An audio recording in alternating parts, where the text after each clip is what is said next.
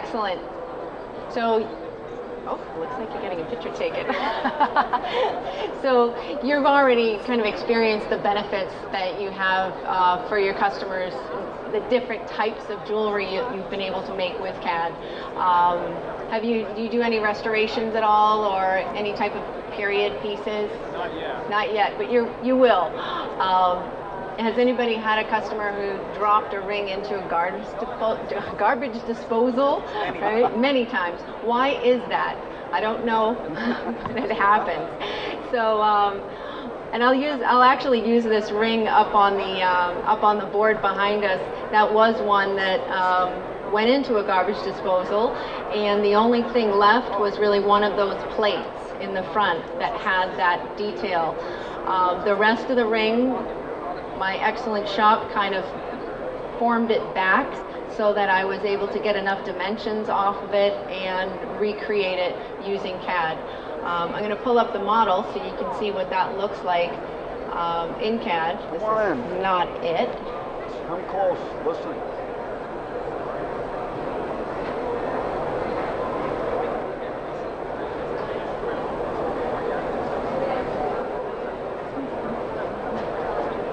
Thanks for bearing with me.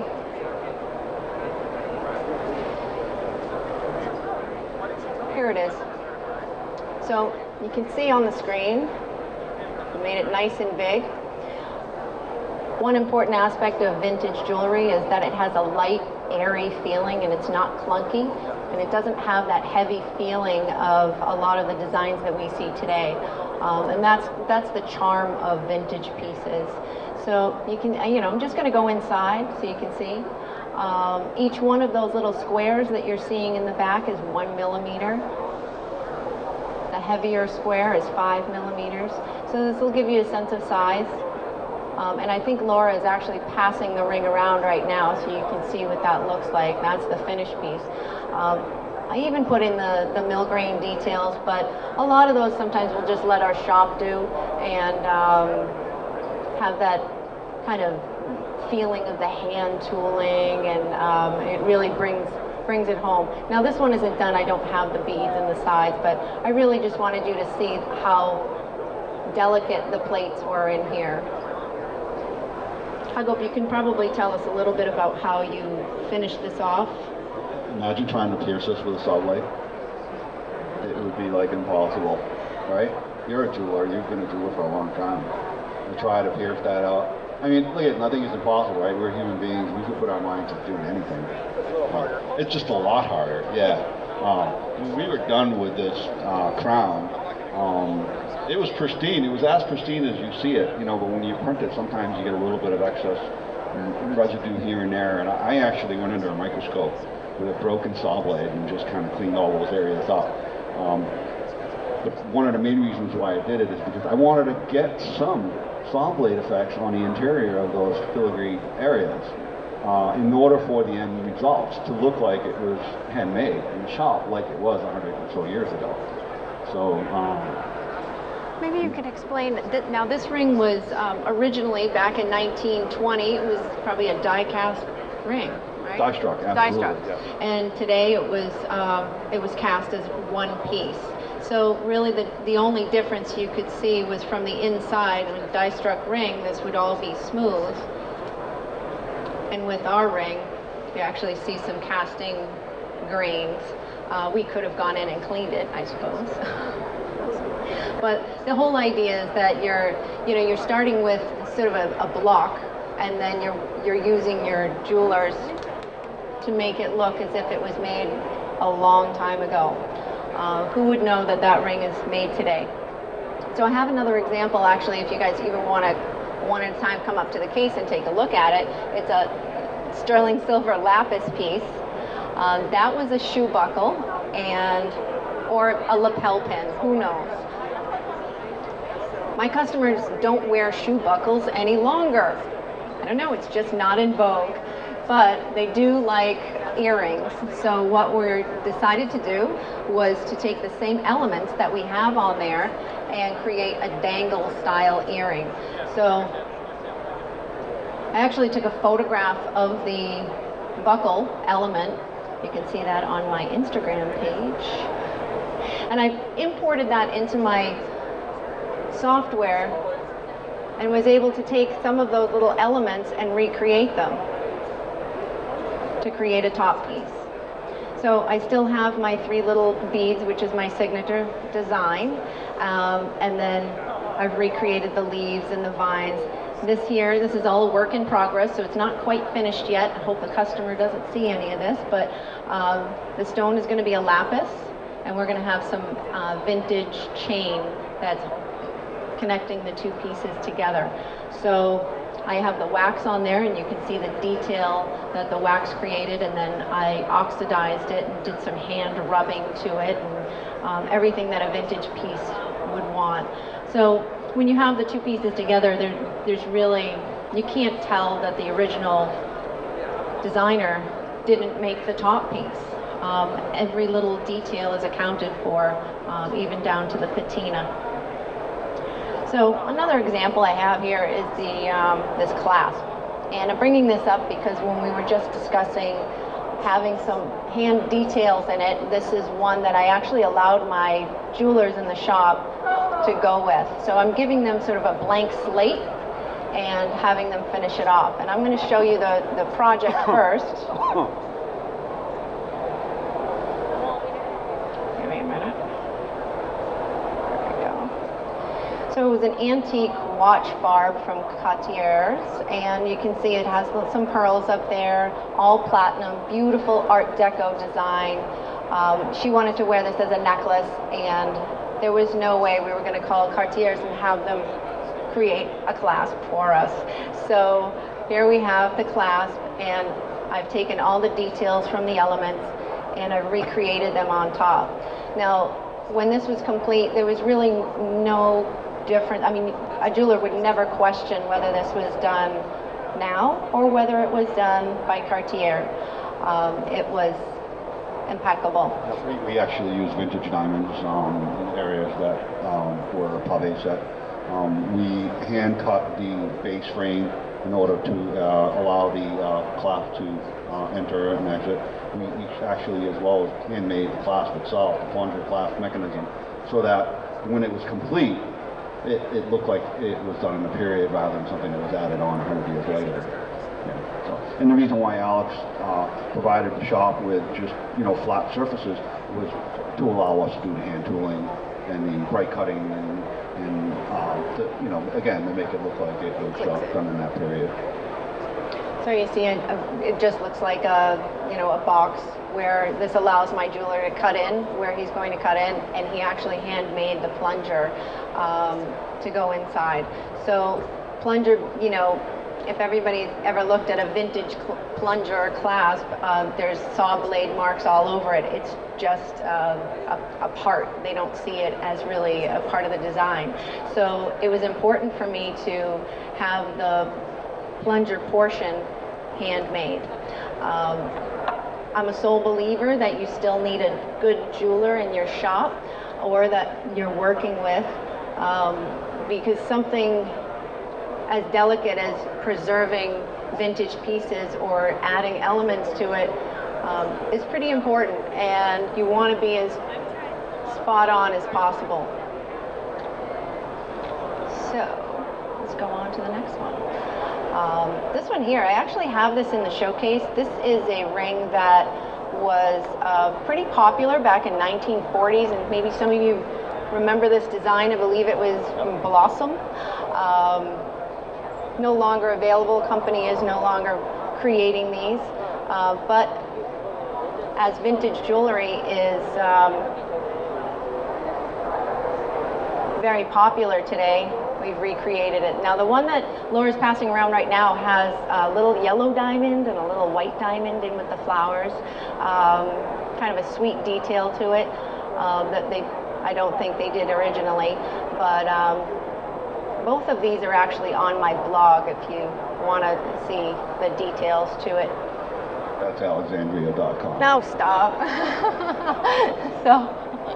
Just kidding. All right. So, oh, I pulled up the wrong one, but we'll talk about this one first, since this is kind of a segue into what we're talking about later this afternoon, which is 3 parts or multiple parts.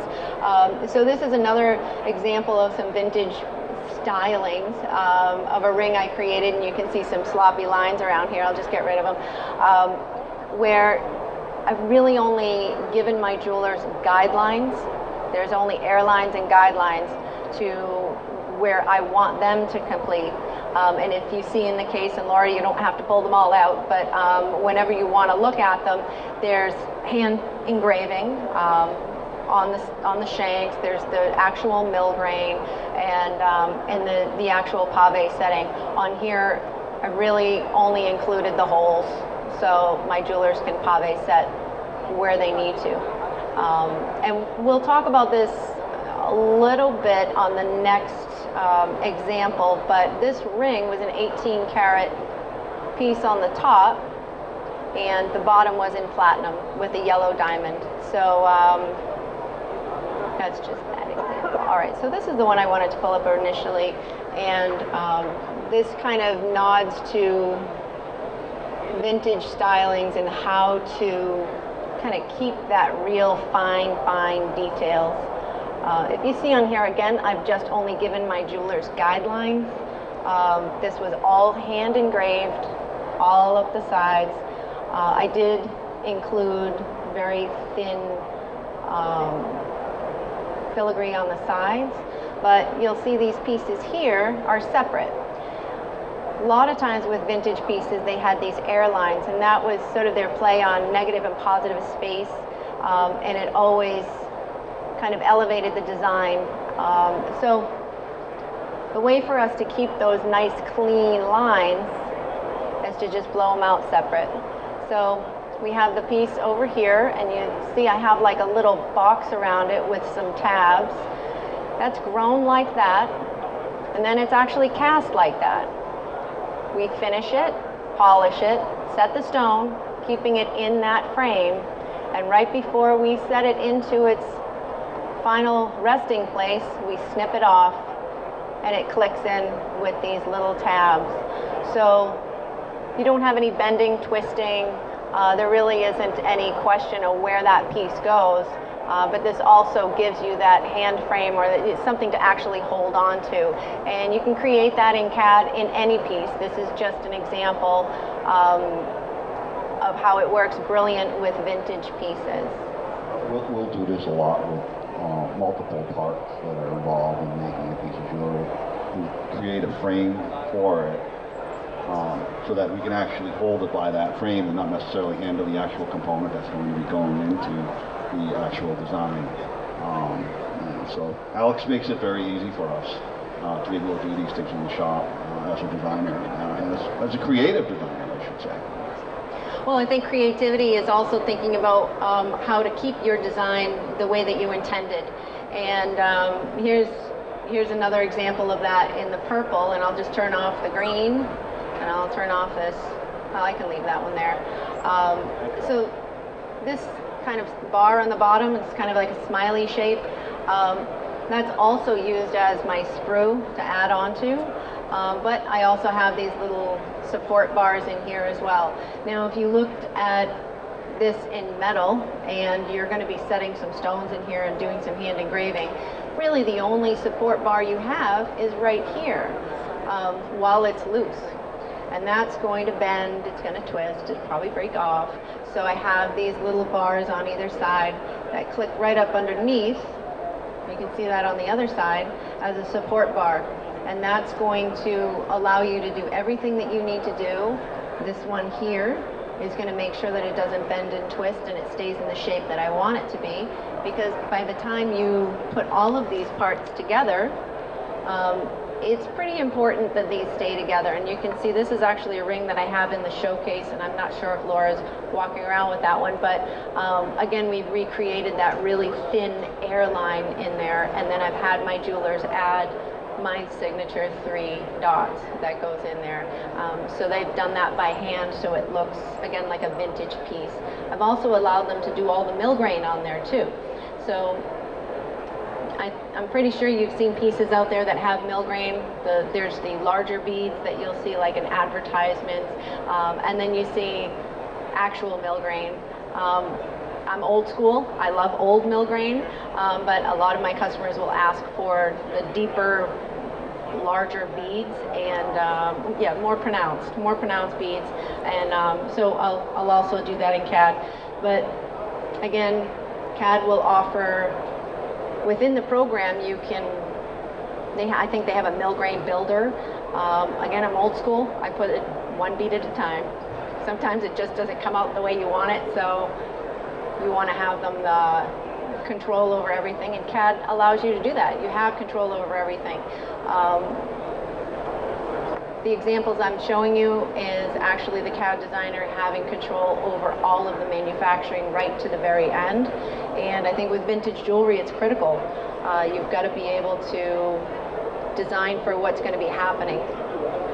So we kind of went over the preservation and restoration of jewelry similar to the one up on the board there. Outdated style conversions. So taking vintage styles and recreating them, giving them more of a modern function rather than a shoe buckle. And then recreating the past, you know, die struck versus cast. I'm not going to say one is better than the other, but today we can cast pieces that are thin and light and delicate, and that really do have that that feeling of vintage. So I'm just going to, I know Hagop wants to talk a little bit about the shop. All I wanted to say was like the reason why they actually came into striking metals was because they didn't have the technology to be able to cast really light, delicate. Today we have vacuum. I'm not a big caster, but the technology has improved tremendously. Is where I'm going with that. Yeah, the level of detail that we can get today versus, you know, back in the day is amazing. So, and then design it better. So, I think this was probably the first time I've ever mentioned this point, but anytime that I'm recreating a vintage piece, I look at why it broke in the first place. What would better this design without changing it completely? Women today want to wear a straight wedding band up against their engagement ring. Most do. So is there any way to modify that design without changing it completely so that she can? Whether it's lifting up the gallery or kind of tapering that gallery bottom in a little bit. And the other thing that we do today that I don't think they took into consideration was build it to last. Build that shank, rather than being 1.3 millimeters, start at 2. So that she will be able to wear it while she's working and doing everything that the modern woman does today when they wear their engagement ring. Anybody have any questions? Any questions or requests? That was vintage. Now, you're considering adding CAD into your shop for different reasons. Had you thought about ever taking in, or do you take in restorations right now? Yes. Okay. So can you see how CAD would help you at this point? Yes. Yeah. Yeah. Definitely. Yeah. Well, that makes it stronger. I mean, like you said, just the way it was built before. I mean, it's not that it was done wrong. Right. It was just done to their ability that they could do it. To the What technology technology had to they offer. had. Exactly, Yeah. to the technology they had. No, we're able to offer, because we do restorations on pieces that are existing, and we can also recreate the piece for them, we're able to offer them 2 quotes. They'll come in, and if it can be restored, that's fantastic. I mean, if it needs minimal prong buildup and maybe just a shank that's a little bit heavier, we definitely have the shop that is capable of that, and we're not going to try to sell them a brand new ring. But if the undergallery is worn, if she put it through the garbage disposal, if she wants to wear it every day and it just isn't strong enough, we're able to offer them 2 quotes. One, to restore your ring to the point where you'll be able to wear it every single day, or we can recreate this ring for you. So being able to offer those 2 things is, I mean, it's critical to someone who just inherited great grandma's ring, and she really desperately wants to wear it. So, and Hagop does all the restoration, so he can tell you the benefits. Yeah, well, technology is really what it comes back to, is what we're able to do today versus, I guess it's no different than the way they, what's an old fine diamond or a European cut diamond versus a modern round brilliant diamond. There's a reason for that, right? It has to do with what technology had to offer for these diamond cutters and their ability to be able to cut and cast the diamonds, for example. So it's no different than the tools that we have today, technology. It allows us to be able to do things that we could never even. Actually, it allows us to do things that we only dreamt of at one time. So it's a good way to describe that. Yeah, definitely true. Yeah, and I think it really makes, from a design perspective, I always loved vintage jewelry, and so being able to kind of recreate those same elements, but in a modern design, it's inspiring. It's being able to say, oh, you know what, I feel like making a vintage ring today. I'll go through like some catalogs and get some inspiration, and then once it's all formulated in my head, like you, I'll either sketch it out where I have a problem sketching the whole ring out. Maybe I'll just do half a ring, and I can either import it or I can just start building it out of CAD. But again, there's also resources where you can send your sketch to a technician who will actually start creating that ring for you and modify it as you need to. So don't feel like it's all on your shoulders. Doing vintage jewelry within CAD is a whole nother level. It's not like making plain wedding bands, So, but you get there because of the passion for it and for loving vintage jewelry like I do. So, if I may say, it also, and I know we talked a little bit about this earlier, is being able to work with customers that are in your shop for a custom design, and they have questions as to what what is it going to look like if we do it this way versus this way or that way. If you pull up that Trino with the we'll show you a design that we do at our store. We actually do really well with this model. It's one of our best sellers last bridal season. We're able to show, as a matter of fact, a lot of the items that you saw today that Alex designed all have a vintage or an antique feel to them. We do a lot of that in Boston.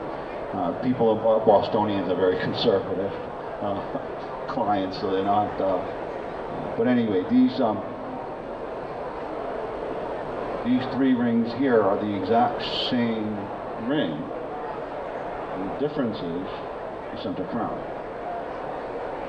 One has a modern feel, the other has a vintage feel, and the last has a classic feel. And you're able to do this for your clients and say, which one do you like? You can see how I did the, how we were talking about earlier, like everyone wants to wear a straight wedding band up against their engagement ring. So I'm just going to pull them to the side like this, and we'll use the center one. But the way that I've tapered this down, the wedding band actually matches up with that piece right there. There's really no guesswork when you're doing it with CAD. It just works. You can see on this model right here, it actually goes under the crown, so you have that bridge work. And then this one right here, it actually bypasses those prongs. So this one, it rests up against here, this one it doesn't touch, and this one rests up against that one there. So, but someone asked me earlier, well, how long did it take for you to make this ring? So I made one shank. It probably took me realistically about 3 hours, maybe 4 hours. But then over time, I created these crowns as needed. So the first one, I believe, was the kind of this vintage looking one. And then someone said, I really like that band, but I want it in a bezel. So we ended up doing a bezel that had this little element on the side. And then as we were selling more and more, we did the classic version. But being able to show this to your client in platinum, yellow gold, rose gold, you want prongs, you want a bezel, it's sort of invaluable sales tool, as well as a fantastic online marketing tool. So you're able to show the same ring in every different variation. People just love that. I ham it up. These are all renderings. They're not real photos. No, they're real photos. They're real photos of renderings, right? Yeah. So that's what I meant to say. Where I'm getting with that is that CAD is going to allow you to be able to create this amazing portfolio of realistic looking items that you'll be able to use over and over again. We've developed our entire website, we populated our website using all of Alexandria designs and renderings. And to be able to show them in different colors, choice of metals, sizes of gemstones, color of gemstones. So it's a pretty impressive technology to be able to utilize in that way. Any questions? Any requests? We had people here last time that wanted her to make a piece of jewelry. Well, they watched. And she did it. Anyway, well, thank you all very much for your time. And you can definitely come up and ask me questions. I'm just going to turn the mic off, but feel free to come up and we can talk about any of these vintage pieces. We can also talk about working CAD into your business.